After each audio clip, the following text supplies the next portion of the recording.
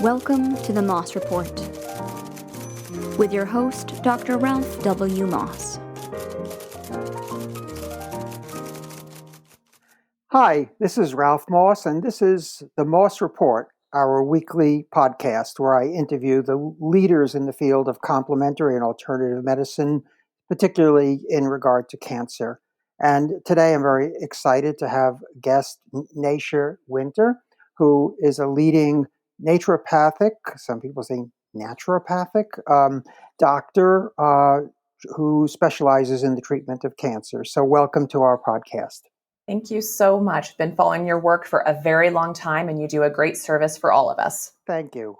So, and likewise, I mean, I see your name everywhere, and I think we may have met at a naturopathic oncology meeting one time, but we've never interviewed. We've never had a long conversation. So this is exciting for me to have this as an opportunity. Basically, as I understand your story, you yourself were diagnosed with, I think, ovarian cancer as a very young person. Isn't that right? Correct. I was, I had my whole life, basically, I had health issues. And so when they started to pick up momentum in my 19th year on this planet, I just thought it was sort of more of the same. So did everyone else in the medical establishment until I kind of landed in the ER with inability to breathe, a huge swollen belly, and end-stage organ failure that they unfortunately found to be very late-stage, end-stage ovarian cancer, which back in 1991, that was definitely the zebra in the room. So no one, it wasn't a mistake. It's just that it was so out of our realm of thinking. And by the time they figured out what was going on, it was actually too late for me to have treatment safely. They knew that a single treatment with the state of my organ function would have led to my ultimate demise much quicker. And they still weren't giving me much time, 3 to 6 months, they thought. Yeah. How did you get out of that situation? That's a very good question. Honestly, I didn't expect that I would. And I think in that moment, part of it was my youth, my naivete. I knew they were giving me no choices. And so I decided for myself that I just wanted to understand why. On my way out, I wanted to understand why. And so that curiosity just led to, this almost 30-year experiment on myself and in that realm. But I'll tell you what I think is so fascinating today, because we have the research backing it. When I landed in the hospital, I'd also had a significant small bowel obstruction. And I had already had a couple of weeks where I couldn't hold anything down. And any even sip of water was excruciating pain. And so I was forced into a fast, and literally a 2.5 month fast where tiny sips of water were all I could manage. And I will tell you now, in retrospect, with the data now backing this, that I most likely stalled the process out. I by no means cured it, but I think I slowed it down. And it also allowed all of that ascites fluid that kept building up in my body every time they drained about 8.5 liters over about a month, 6 weeks period of time. But I think that fast allowed for my body to reabsorb a lot of that fluid, take the burden off my digestion and my organ function, and stabilize things enough that when I started to feel a little bit better, I could start to explore some of my options in a very different way. Fascinating. Yeah. Yes, and of course, we'll get right into this question about the metabolic approach to cancer that both of us believe in. But what happened then? Did you do chemotherapy, or did you have any conventional therapy after that? So interesting. I was a sophomore in college. I had been estranged from my family for some time. I was on scholarship and work scholarship. I had no insurance. I'd already had 2 different oncologists tell me there was nothing they could do for me. And so I was literally left to my own devices. And because I was pre-med and I was in a small liberal arts school that was not well funded, I was able to kind of dig around. I had a scientific mind, and I was digging around in my library, which was a bit antiquated because of our financial status and being a small liberal arts school. And I happened to stumble across the work of Otto Warburg. Right. And so that was sort of my accidental first step. The other piece that I stumbled across, another sort of beautiful accident, which happens a lot in medicine, right, was the work of Antoine Beauchamp. And so suddenly I had these two concepts, these two ideas that were not being taught in my physiology and my anatomy, undergrad courses, that were about cancer as a metabolic process versus a genetic process, and about the concept of terrain versus tumor. And both of those resonated with me in a powerful way. Now, the third thing that landed in my lap was I went to my tiny local library in Durango, Colorado, and was looking through the alternative health section, because there was a Dewey Decimal System back then and there was no Dr. Google. Right. And so I went to the good old fashioned library and just kind of wandered in the aisles of alternative medicine, since standard of care had nothing to offer me. And a book just kind of jumped off the shelf. And that was Deepak Chopra's Quantum Healing. And that was another shift in my moment. I read it in 2 hours sitting on the floor of the library. Yes. And suddenly I realized it's like, I knew of the trauma I'd come from. I knew of, those concepts, but suddenly for the first time, the concept of psychoneuroimmunology landed in my lap as well. So these three sort of universes all aligned miraculously in that moment and became what would inform the next almost 30 years of my life and my work. Amazing. So you had an inquiring mind, which is probably what stands behind all of that. And just for our listeners, I'll put a little footnote on Warburg. We talk about Warburg, more properly Warburg, but we'll call him Warburg, was the premier biochemist of the 20th century, and basically discovered many, many things. But one of the things he discovered was that cancers, by their nature, almost all of them are avid for glucose, and in fact have a different metabolism or way of feeding themselves and eliminating waste than normal cells do. So that's essentially, and he won the Nobel Prize in 1931 in part for that discovery. So when you say you discovered Warburg, I assume that's what that part of his work is what we're talking about. Absolutely. And my boyfriend at the time, now my husband, is a biochemist still to this day. And so he was able to really kind of support me in this as well, because he got it at that fundamental biochemical level. And of course, at that point,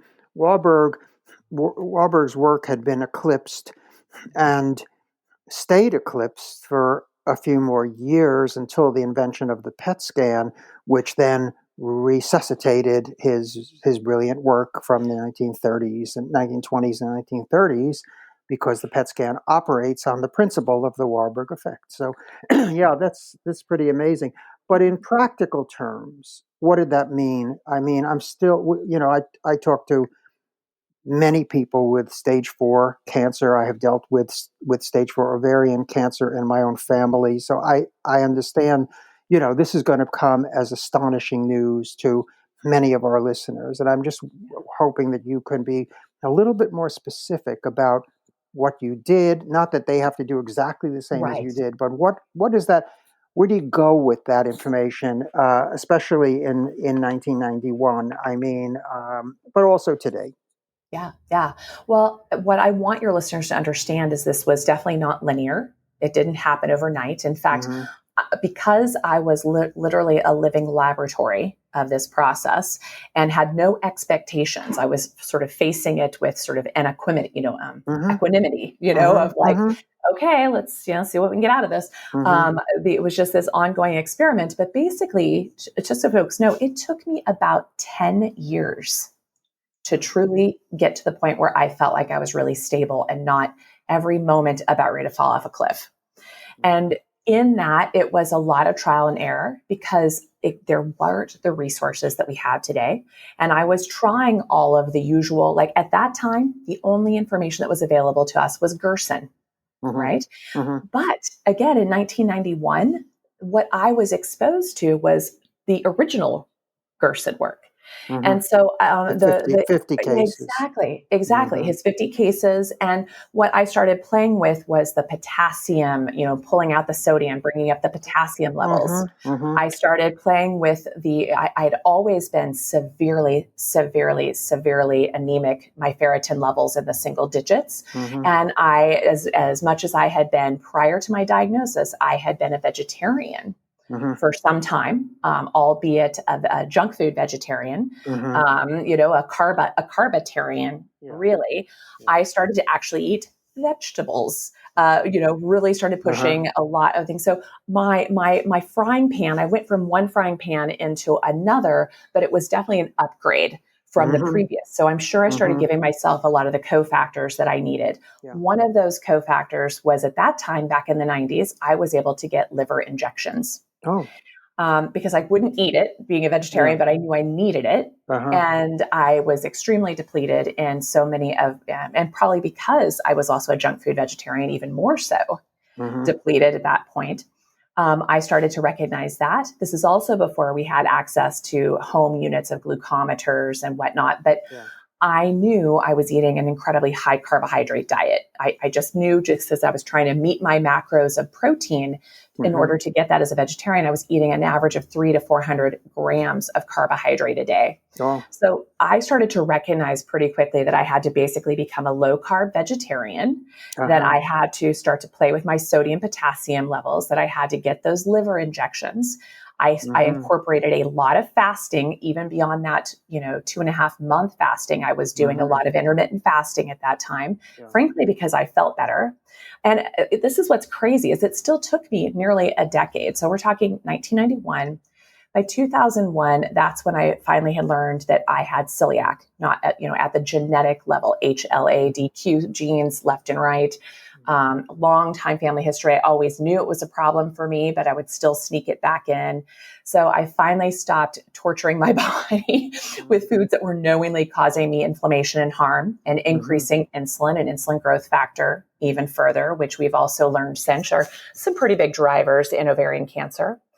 Also in my research, I had stumbled across some very obscure article about Paldarco Tebebwia. Paldarco as a way to induce apoptosis of ovarian cancer cells. There was a time that I was drinking about a gallon a day over about a 4-year period of time, thinking that was probably around 1993 to 1997. The other thing that happened during that time is the only access I had to imaging were MRIs in my small podunk town. And that was great. I was imaging every few months, but I also blew out my kidneys because of gadolinium toxicity. Oh. And so that was another, in fact, today, after nearly just hit 29 years, October 21st of 2020, my kidney function is still about 30 and 70%. And it's very difficult for me. I've tried every angle you can imagine to get the gadolinium out of my body. So I'm also on a mission to create gadolinium awareness, with people as well, because I think that has become an ongoing obstacle to cure. And then the other piece is because of how it landed in my body. I had a ton of lymphedema. I had a ton of carcinomatosis. I had a ton of peritoneal implants. I had lesions on my liver. I just started to work very carefully and diligently with my lymphatics, moving those, working with lymphatic specialists who taught me how to wrap and massage. For drainage. Exactly. And then working with a local acupuncturist who helped me keep my bowels moving because I'd had a lifelong experience of extreme constipation. And so that also added insult to injury. This was still before I ever had my epigenetics done, which explained so much. Also, I was one of the first people tested in 1996 to find out I had the BRCA mutation. So much of my story, it's like I can look back retrospectively and understand everything, but I was bumbling around in the dark. In that time, I started naturopathic medical school in 1996, and I didn't tell anybody that I was dealing with this because I was afraid they wouldn't let me into school. And I was very careful of who I shared because once I was alive, well past their expiration date in that first year, basically what I was met with, this is very interesting, but I was met with a lot of anger by my medical community. And despite having two, separate evaluations of my biopsies and the liquid, the ascites fluid was malignant, it was brown sludge coming out of me. It was no doubt in anybody's mind I was in end stage, organ failure and ovarian cancer. My cancer markers were over 15,000. The fact that I was still alive literally angered the medical community. I don't understand why, but that was the time of, 1991 into 1992 that I actually felt really belittled. And so I had to seek kind of just a general family practitioner who was willing to order my labs and imaging. And I just kind of kept bumping around and figuring things out on my own. So that was this kind of strange process. When people say, what did you do? It was a lot of just accidental stumble upon things. Mm-hmm. And then the other critical piece is that I'd already said I was estranged from my family, but I really took a deep dive into the mental, emotional, really starting to deal with the trauma. In fact, at my college, we had a woman who started in January of 1992. She was brand new as a therapist in our health center, student health center. And I was one of her first patients that she ever tried EMDR on. Explain what that is. Eye movement therapy. It's rapid eye movement therapy that helps release, access and release trauma patterns in the body, and basically allows you to do it in a way that you don't have to re-traumatize yourself and you don't have to verbalize and go through the story of it. It kind of helps it change on that sort of, from what I think now in retrospect is I think it was having access to my vagal nerve and to my parasympathetic system and sympathetic system, and sort of resetting this place that I'd been in chronic survival mode for the first 2 decades of my life. And when we also, also mid 1990s, when we had our first ACE scores, adverse childhood event scores, of that, I was a 10 out of 10. And so these were the things that in my shifting my degree from biochemistry and biology to biology and psychology, I basically created a psychoneuroimmunology degree in my undergraduate work. And so I was like, well, I guess I might as well just keep, two birds with one stone type of thing of I'll keep learning and applying it and learning and applying it. And that's frankly how I've done it all these years. And so it's almost like I try things on for size and see how they stick with me, and then kind of reverse engineer it with other patients. And that's what's led to me just kind of learning and expanding on this over decades.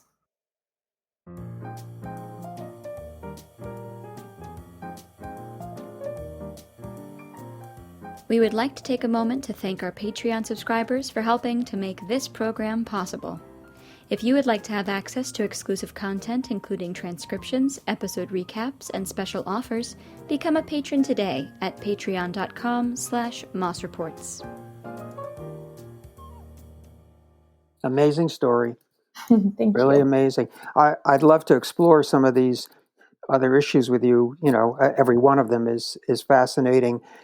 I'm wondering, though, if we can, as sort of a tangent, because I do want to get into what, your current work and so forth, but I'm just curious about what you said about the hostility of some of the oncologists towards your success. This were the early 90s, where the Office of Alternative Medicine was formed at the NIH. And I, as you probably know, I was involved in all those battles at the federal level. And so I think it was a very heated time, and we in the alternative medicine community felt very beleaguered by this all-powerful establishment, and I think there was a lot of fear on their side too, that somehow we were, the peasants were taking over the castle, Good.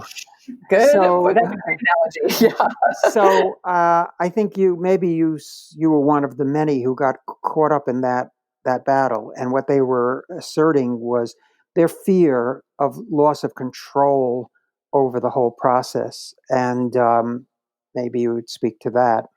Yeah. I can remember, so ironically, for about the 6 months leading up to my diagnosis, I was in and out of the ER multiple times. The pain, I kept hitting these pain places that were excruciating. I now, again, can look back and understand what was happening, but I didn't know then. I didn't have the medical background. And because whenever I'd go to the ER, I would kind of get the same group of practitioners, the same nurses, the same doctors. that final night, and actually it was about the 26th of September, 1991. My official diagnosis didn't come till the 21st of October because it took a few weeks to get all the pathology reports back, et cetera. But I can remember that night there was a visiting doctor. He was like an ER, one of those traveling ER docs that was covering a shift. So he was new to me. I was new to him. As such, he saw me differently. Everyone else saw me as maybe drug seeking or histrionic, because they'd seen me so many times, and no one ever did such a proper follow up. I mean, it was just so weird that they couldn't hear me of saying, I know I've had all these history. I know I have RA. I know I have IBS. I know I have endometriosis. I know I have polycystic ovarian syndrome. This is before I knew I had celiac and Hashimoto's to boot, right? I knew I had all of those conditions. So they knew that too. So they just ran everything through that filter. I did as well. The last thing I ever expected was to be told I was an end-stage, cancer. But that doctor, when I came in that night, probably because at that point I was terribly cachectic, tiny little arms, tiny little legs, a giant bloated, sloshy belly, unbelievable pain, super pale. My heart rate was in the 170s. I mean, it was crazy. I was tachycardic. I mean, I was really in trouble. My oxygen levels were in the 70s. I was done. Like I now looking back, I'm surprised I survived a couple of extra weeks, not, beyond what they were telling me a few months. So he took it upon himself to look a little deeper. He ran some different labs. He got me an MRI. He did a physical exam.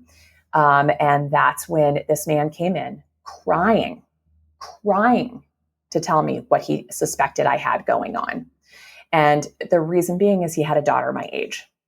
So I think the other side of it is no one could even look into a 19-year-old's face and tell them that. So I think I shook up that paradigm as well. Once I passed through those flaming hoops, especially like I can remember about a week after I was in the oncology office having, a conversation, and I was still too sick. My labs were still showing there was no way I could even have a single dose of chemo. I was still dealing with the ascites. I was still terribly cachectic. I still had a bowel blockage. I still couldn't eat. So they're just basically sending me to palliation, only. But that doctor, the other interesting thing they said to me is, you're uninsured. You have all these other issues. There's literally nothing we can do for you. And it was just this moment where I was pre-med. I was like, this is what I'm going to be. I'm going to be a doctor when I grow up. And it just hit me so hard. Like, does it really come to this? So I started to get a bit defensive in that moment. So when I would come back in for my monthly labs, because I was able to get some monthly labs, the fact that I was still here, people were upset with me. And I will tell you, I was antagonistic as well. I was antagonistic in that you're not helping me, so just get out of my way so I can keep doing this. And I was very antagonistic for the first few years. But once that softened in me and I started to tell people a little bit, like I'd go to have my annual exam, for instance. I can remember the first nurse practitioner to do my annual exam. And I'm on the table and I'm trying to explain to her, because I didn't want this in my chart because I was uninsured, but I knew if anybody had this, it would definitely keep me uninsured forever. So I was trying to tell her my story behind the scenes, and she literally got up from the table, stood across the room, arms crossed, glaring at me, telling me that I was lying to her. And I was like, which part? Like, I was so shocked. She's like, there's no way if you're telling me what you're telling me that you'd be laying on this table for me to do an exam on you right now. And that was one experience. In talking to the oncologist who initially told me there was nothing they could do for me, when I came back into her office 6 months later to see if there was something else I should be doing, like, okay, now I'm alive, should I be doing something else? She literally, the first thing she said to me is, you must have had a misdiagnosis. Despite her reviewing, she was the third person to review my data. And it was like, this is what either people thought I was lying, they thought I was misdiagnosed, or they literally just couldn't see it. It was so over their ability to even see it. So I got pretty disenfranchised from that community right off and basically went it alone. So at that point, I had he's now retired, but a well-meaning GP who literally set me up with MRIs, vaginal ultrasounds, physical exams, and blood tests. And I started to monitor myself. I started to go there on my own. And by the time I got to naturopathic school in 1996, I decided I should tell my doctor, because you all had to go and have your own experience in the clinic. And so my doctor, who oversaw my care when I was a medical student, I basically made her promise to not, tell anybody that this. I'm like, I don't want this to affect how I'm seen as a student, as a peer, as a colleague. And she agreed to maintain my stuff throughout the process. There were a couple moments, as I said before, this wasn't linear. There was a moment when even my Chinese medical professor, because I was doing a dual program in Chinese medicine as well, there was a time when my liver got so enlarged with disease burden, and no one, because I didn't tell them what was going on, they were all guessing. It was 18 centimeters below my rib cage, and I can remember all the students standing around and Dr. Dang, just scratching his head, and he would always like, "You have a huge liver." He'd like scream about my liver, and like everyone was flabbergasted. And I thought, oh my gosh, is this my out again? And so just these moments over and over until I really started to get it, because I was still a vegetarian at that time. In fact, I became a vegan after my diagnosis. I thought that was the way to go. Mm-hmm. And even though I stopped eating all the carbohydrates, I was doing a ton of juicing. So it's getting quite a bit of sugar in still. It was just in a different form. And I was becoming more and more and more malnourished. And luckily, because of my Chinese medicine training, it was Dr. Dang, my professor, who said, you need to bring in some animal protein. You have to bring it, because I was my protein levels were about 5.1, 5.2 on serum, extremely malnourished. I was still cachectic. I still had some little loculated fluid from my ascites. It hadn't gone off the charts, but he's the one who pushed me into eggs, right? And then a little bit of bone broth and things that started to slowly shift. And so again, by about 2001, into the first 10 years of this, I finally started to eat more about what I was reading, but I thought I was doing that. I thought I was eating low carb. I thought I was doing those things, but we didn't know what we know now. Mm-hmm. It was still a heck of a lot better than where I had been. But yes, this journey, it's so crazy to me when I look back, because I was literally learning way like a decade before the research would catch up to what I was experiencing, or more, right? And so it wasn't until 2010 that both my husband and I went completely 100% into basically a ketogenic diet. And I dealt with a root canal tooth that had failed me 3 times. And an interesting point on that is the first time I had the root canal, I was 14. That year I was diagnosed with cervical cancer. Oh. 2 years later, that tooth failed. I had it re-rooted, and I ended up with cervical cancer again. Oh. The third time it failed was my sophomore year, the summer before my sophomore year in college. And it was within a couple of months of that I was in end-stage ovarian cancer. And so despite hearing all of the folks like the Dr. Hal Huggins and Thomas Levy and other folks talking about the importance of your dentistry, the biological dentistry aspect, I ignored it because I was poor. I didn't want to deal with this. I'd already had so much trauma to my mouth already. And finally, in 2010, I went to a biological dentist and had it removed. Now, at that time in 2010, they were able to send it off to a pathology lab. Can't do this now. Mm-hmm. But we found breast cancer cells, we found ovarian cancer cells, and we found 26 different carcinogenic linked bacterium. Huh. It was incredible. My mouth was a reservoir for everything. So no matter how hard I was working on my diet and my lifestyle and my psychology, I had this festering cesspool that contributed. So for you to know and your listeners to know, my CA-125 was never below 1,000 for all those 20 years, never. And when I had my root canal tooth removed, 2 months later, I checked my CA-125. It dropped below 100 for the first time ever. And that was a shock to me. And then the ongoing of the diet that I still utilize today, over 10 years later now, I'm in the best health I've ever been, getting ready to move into my 50s than I was moving into my 20s and 30s and 40s. Yeah, extraordinary. Yeah. So tell me, where have you come out as a physician? What do you do? I've looked at your website and looked at the other information that you shared with me.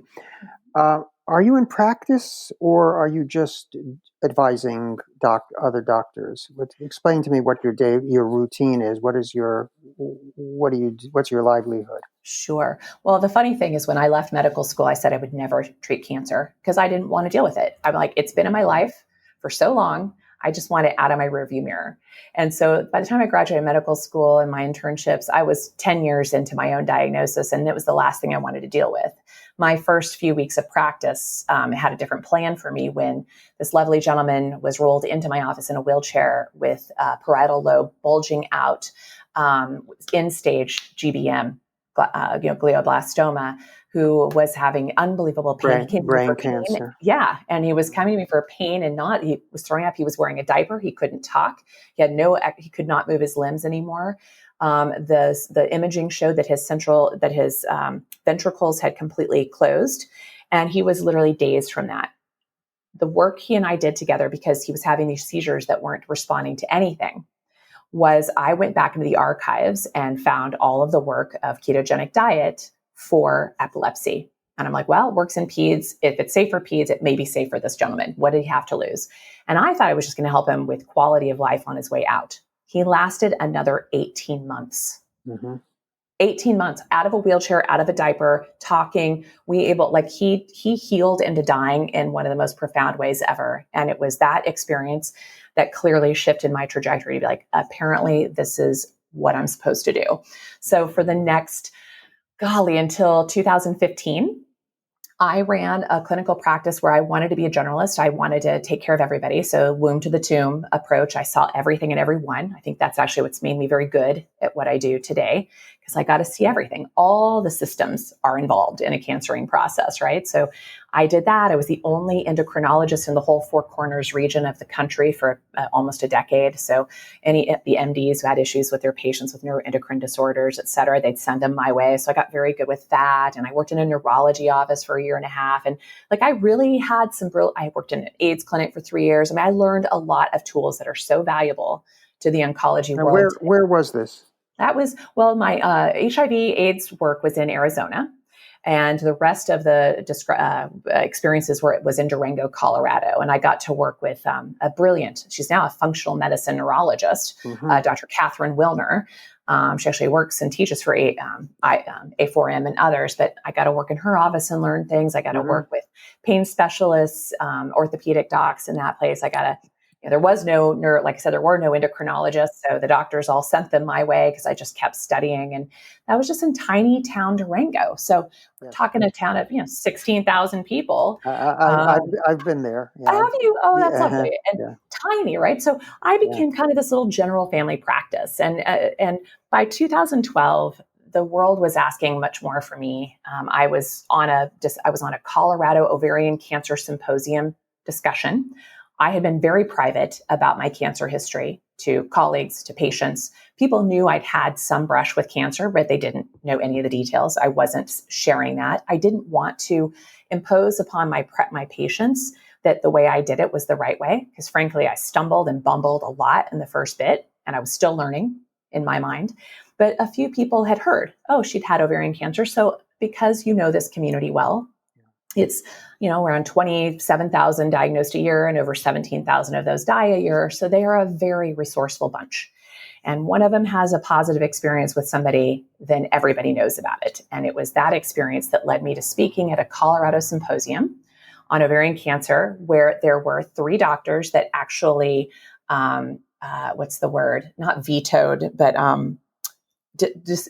refused to partake because they let a naturopathic doctor present. And so I was like, seriously, we're still dealing with this in 2012, but we were. And it was so well received. They made me repeat it 3 times, and it crashed their server.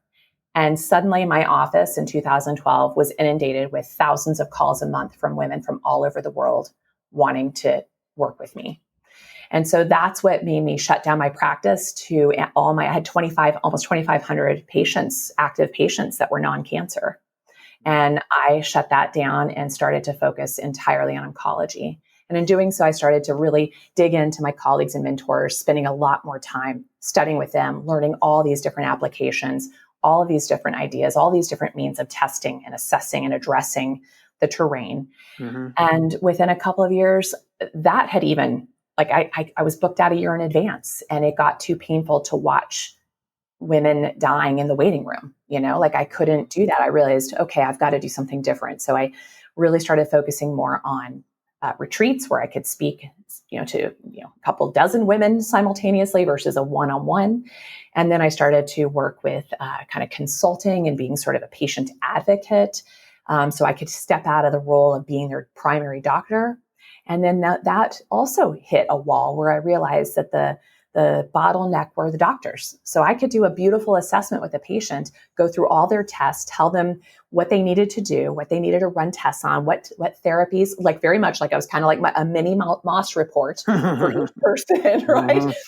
In fact, I had a lot of patients I referred to your Moss report so we could review that together and say, does this apply to you specifically, you precisely, and then guide them in that. And that was the moment where I realized, wow, the patients are now more savvy than their providers.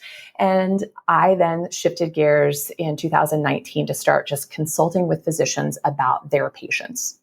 And the funny thing, you'll love this part of the story, that at first I thought, I literally didn't know if it would take. I had no idea, but I knew I couldn't keep doing the way I was because it wasn't sustainable and it wasn't scalable. And we needed a lot more help out there in the field.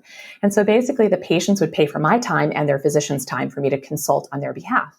And the first few times I had conventional oncologists on the other end of the phone with me, literally saying, I have no idea why I'm here with you, but they paid for your time and my time. Let's just get this over with. Mm-hmm. At the end of the hour, every single time, 100% without fail, they would say, wow, that was amazing.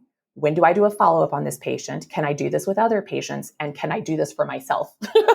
And so that's when I realized it's like, I think that people just don't even know how. Like, the tools are less important than the methodology. It's like, what is really missing in standard of care and even integrative oncology is the decision-making process. Like, how do you decide what's the best person for which situation? Because you can have 10 women with ovarian cancer in the room and they all have a different reason for being there. And they all have a different way they need to get out of that situation. And we get so focused on the tumor and the tumor type, and we get so focused on protocols that many of our patients, unfortunately, fall by the wayside. Yeah, and we're also a consumer culture. So, we're always looking for the quick fix. We're looking for the magic bullet or the magic supplement. And you're right. I mean, what's astonishing is that what worked for one person with the same named disease, the next person who comes in with the same, emphasize the word named, because it may not be the same disease at all. It could be radically different. But we've had literally 50 years of chasing after the magic bullet, and it always seems to elude us. So I like your thinking.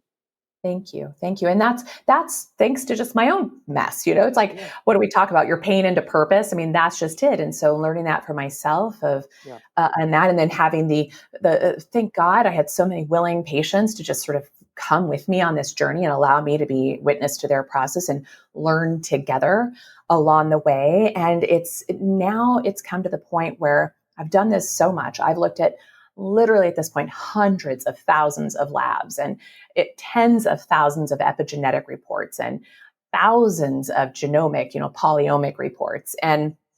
But I'm also I love people's stories. So I want people's history because I find patterns. I find, again, like my own trauma history, it's like I know where the triggers were. Mm-hmm. I know where the on and off switches were. And in that, when I go down this path with these patients and have them look at their own chronology, they start to recognize also very quickly, they're like, oh gosh, this was definitely a contributing factor. And that's what starts to really bring to life their own personal sort of footprint and blueprint of how they got here, which then also helps inform how we're going to get them out of this mess. Yes. In terms of things, I'm going to contradict myself now because I'm also part of the American culture. So also I'm very interested in things, in remedies. And I'm wondering, what do you find? Of course, there is no quote unquote cancer cure, But what do you find to be promising, exciting? What turns you on in terms of what you see out there? It doesn't have to be a specific product, but what do you feel enthusiastic about? So it's funny because a lot of things I am enthusiastic about, they've held up the test of time. Mm-hmm. Right. So a couple of things that I'm enthusiastic about, probably most important, that I've seen over and over again have incredibly impressive outcomes or support or adjuvant care is mistletoe. Mm-hmm. Okay. That's probably like that one kind of falls up, comes up to the top. Mm-hmm. Warming therapies in general, which now, of course, is all the rage, and even standard oncology moving into these immune therapies. So seeing that between mistletoe as a warming therapy, very much in alignment with things like Coley's toxin. Hyperthermia. Exactly. And I was going to say hyperthermia and hyperthermia, how it's done in the high heat, sedated forms. Mm-hmm. The other one I know that has been effective, and I was part of this clinical trial, was a trial called the HEAT trial, HEATT, which was a perfusion hyperthermia. Mm-hmm. And the work of Dr. Roger Vertrees, he was he created, kind of repurposed a heart-lung machine and was able to pull people's blood out, heat it to 107.2 degrees Fahrenheit, filter it, load them up with massive amounts of sodium bicarb so that they don't go into major, cytokine, or tumor lysis syndrome, and then filter the body, put it back into the body. And watching these patients come out of a 4-hour sedated operating room with 15 working part clinicians all the way around, watching these patients go, from one treatment, suddenly having no more titers for Epstein-Barr, CMV, Lyme, for hepatitis, as well as seeing significant changes in their ovarian outcomes. These are patients who had, quote unquote, failed 3 or more lines of therapy who made it into this trial. Mm-hmm. And that's on the horizon where it's like, talk about bringing the best of both worlds, sort of ancient meets new, in a very clinical environment. That gets me excited. I know he's about ready to start launching his program again this year, but that, and then of course, I grew up in Wichita, Kansas. And when I was 16 years old, the only place I could find a vegetarian meal was at the Reardon Center. And the person who sat with me on Fridays was Hugh Reardon. Mm-hmm. I had no idea who this man was for another 10 years, Mm-hmm. right? Ironic as all get out. Yeah. So Miss IV vitamin C has a strong, place. Ketogenic diet, of course, and intermittent fasting and caloric restriction, and any way that you basically create metabolic flexibility and put that pressure in the system. Because I find that these therapies may not, I've seen them work well on their own, but I see them work better when they're put with other oxidative therapies like hyperbaric oxygen or IVC or low dose, chemos or certain off-label drugs can add that press pulse that people like Thomas Seyfried discusses. I see really powerful combinations of that. Yes. So those are kind of the big ones that just have kind of stood the sands of time over and over, despite sort of all the new sexy, off-label drugs, which I went through the off-label drug gig back in the 90s, right? And it was like, wow, but it's still the same thing. It's still like focus on a target, focus on a tumor, and it's still not changing the terrain. And so Beauchamp's work haunts me to this day that if we don't change the soil in which you got sick, you will keep getting sick. Well put. Tell me a little bit about the organization that you're working with now. What is it? Heal Big, Believe Big. Believe Big. Tell me about that. Yeah, well, I started having dreams, pretty strong dreams and visions about 2 years into my diagnosis because I was piecemealing everything together myself, and I still am to some degree, right? It's like you have amazing things happening in like Austria and Turkey and Mexico and parts of the US, but everything is like siloed off. And so I just had this vision of everything truly being available under one roof. And it's come close to coming to fruition a few times with some, interested philanthropic people, but I never had the team. It was sort of just me. And so what's been built out now is the Believe Big Institute of Health will be the first residential integrative medicine, metabolic forward cancer hospital and research institute on the soil of the United States. Doesn't exist anywhere as it is.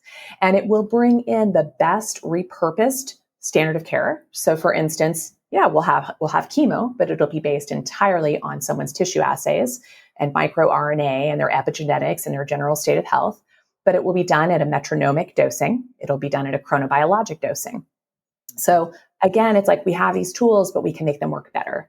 Same thing with radiation. We'll be using things like radioligand therapy and carbon ion radiation versus the standard, maximum tolerated dose approaches, which has been our experiment for 70 years that is failing us tremendously. Mm-hmm. I really subscribe to the adaptive theory concepts that are being studied in University of Arizona and Moffitt University and other places around the country that are like, let's push back the tumor just enough and then rush in and support the terrain.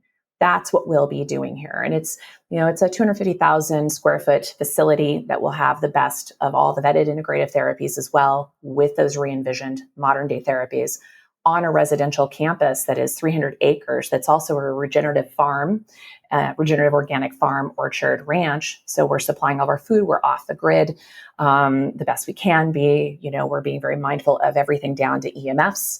Everything will be hardwired in. I mean, every detail is like taking us back. Like I jokingly say, I'm taking us back to the little house on the prairie with better amenities. Like getting the sunshine, getting nature, getting us back to the simplicity of the rhythm of the world around us. We are quite out of rhythm, and we're quite far away from our genetic diets we're supposed to be matched with, etc. No worries. Sorry. No worries. No. Sorry about that. Yeah. Okay, well, good luck with that project. How far are you from being able to open up?